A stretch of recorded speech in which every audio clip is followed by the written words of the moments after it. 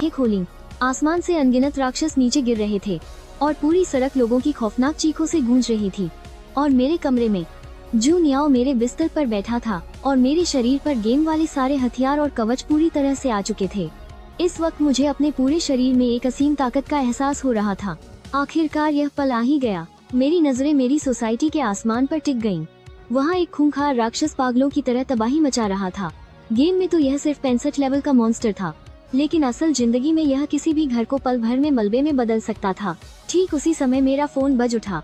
मुझे लगा कि लियू मेंग्याओ का कॉल होगा, लेकिन यह तो झांग चुनलीन था। बॉस, जल्दी आइए, स्कूल के पास 100 लेवल का मॉन्स्टर आ गया है।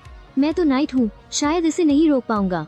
फोन पर झांग चुनलीन की घबराई हुई आवाज सुनकर मैं बस बेबसी से मुस्कुरा दिया। नहीं रोक सकता, फिर भी रोकना तो पड़ेगा मेरे भाई। जब तक वह कोई बॉस नहीं है तब तक हम उसे निपटा सकते हैं। मैंने फोन काटा ही था कि लियू मेंग्याओ का कॉल आ गया।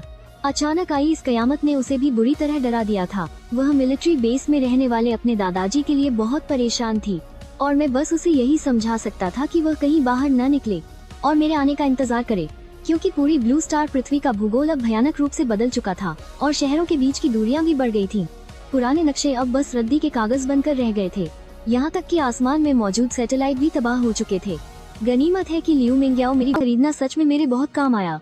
और रही बात इस चीज की कि होली मेडन कबीला लियू मेंग्याओ के प्रति वफादार रहेगा या नहीं, तो एक बार मुझे तियान युए शहर मिल जाए तो सब साफ हो जाएगा। ठीक है, मैं तुम्हारे आने का इंतजार करूंगी। इतना कहकर लियू मेंग्याओ ने फोन काट दिया। इसके तुरंत बाद मैंने बाई शुई को कॉल किया, क्योंकि मैजिक सिटी समुद्र के एकदम किनारे थी तो पक्का वहाँ राक्षसों की सबसे बड़ी भीड़ होगी। लेकिन शुक्र है कि एक अच्छी खबर भी थी, यहाँ तक कि हमारी सेना को भी गेम वाली ताकत है।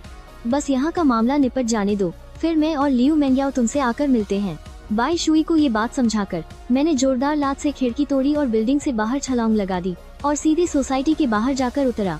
तब जाकर मुझे पता चला कि वहाँ सिर्फ एक राक्षस नहीं था, बल्कि 65 लेवल वाले सैकड़ों ईगल हॉर्न बीस्ट थे और इस पूरे इलाके को उन्होंने अपना घोंसला बना लिया था।